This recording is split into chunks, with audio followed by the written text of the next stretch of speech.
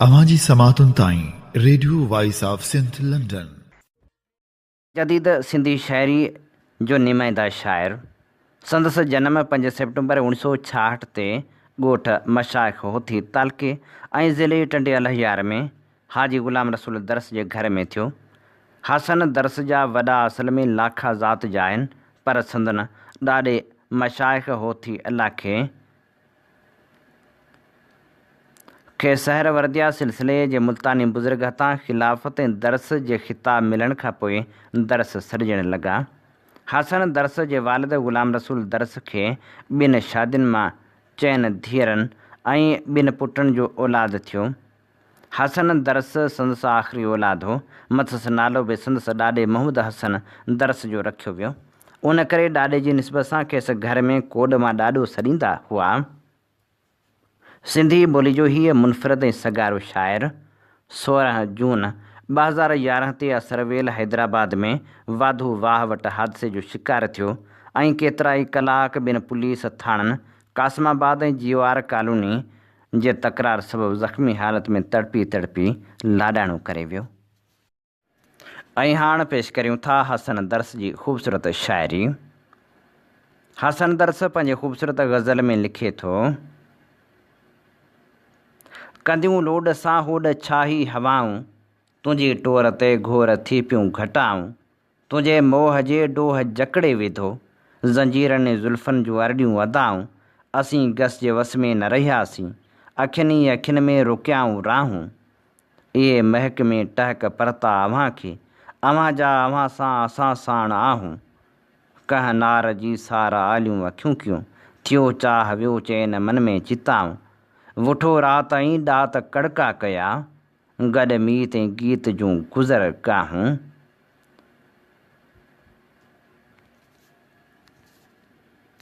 आऊं तो साण तूं किथे जाना, आऊं तो साण तूं किथे जाना, हिन घड़ी हाण तूं किथे जाना, ज़िंदगी ज़िलज़िले में फतके पई, केॾी छिकताण तूं किथे जाना, थी सघे जे त मूंखे मेड़े वटि, ज़िंदगी वाण तूं किथे जाना, आऊं तो मंझि मुंहुं पियो आहियां, पाण तूं किथे जाना,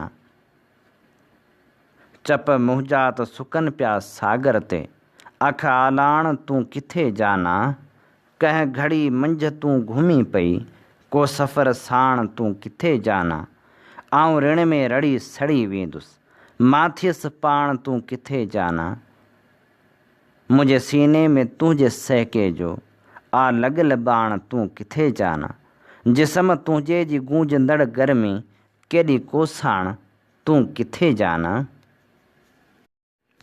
सुणा जित रोज़ हिणकारूं वछेरण जो वतन आहे, सुणा जित रोज़ हिणकारूं वछेरण जो वतन आहे, घुमन जित घोट ऐं घोड़ा वॾेरनि जो वतन आहे, भिटाई जित हलियो हकलियो ॾिठाई ॾेह सारे खे, पिरीं जित पंध कयो तुंहिंजे ई पेरनि जो वतन आहे मसरूर गॾु मूंसां सदाईं सिंध सारी में, समा सेखाट उनड़ नई ॾेरनि जो वतन आहे, तपायो लोह लोहारनि मिड़ी मसूद सांगर जी, दुनिया दीनार टालपुर खां सवेरनि जो वतन आहे, वसीलो हथ करियूं पंहिंजो थिए हर को सुखियो संहिंजो,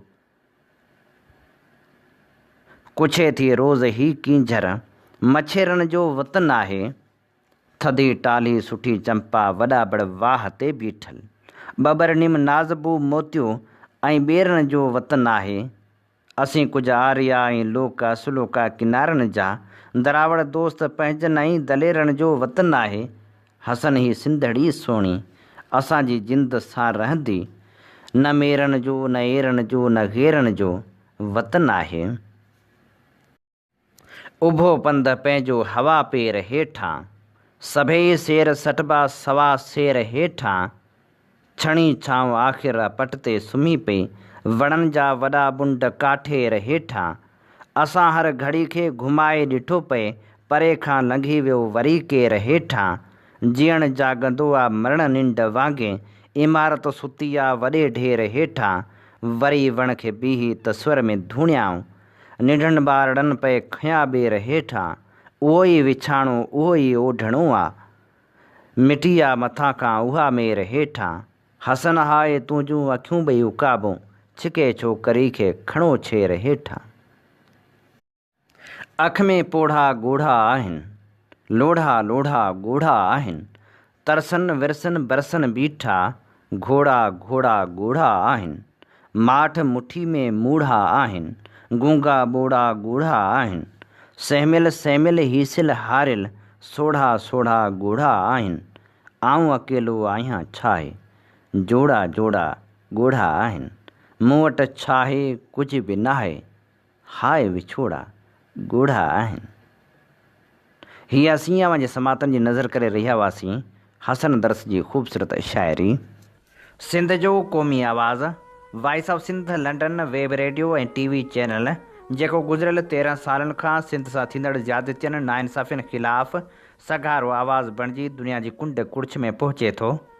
सिंध तोड़े दुनिया जे मुल्कनि में सिंधियुनि सां थींदड़ ज़ुल्म ऐं जबर ख़िलाफ़ उथंदड़ आवाज़ खे बेबाकी सां नशर करे थो। वॉइस ऑफ सिंध लंडन कारोबारी न पर क़ौमी जदोजहद जो अहम मोर्चो आहे, जंहिंखे अवां जे माली सहकार जी सख़्तु ज़रूरत आहे।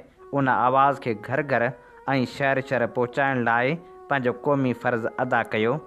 चैनल जे लिंक खे लाइक ऐं सब्सक्राइब ज़रूरु कयो। बैनर ते ॾिनल फ़ोन या ईमेल वसीले असां सां राबितो करे सघो था। अवां जी समातुनि ताईं radio voice of Sindh London.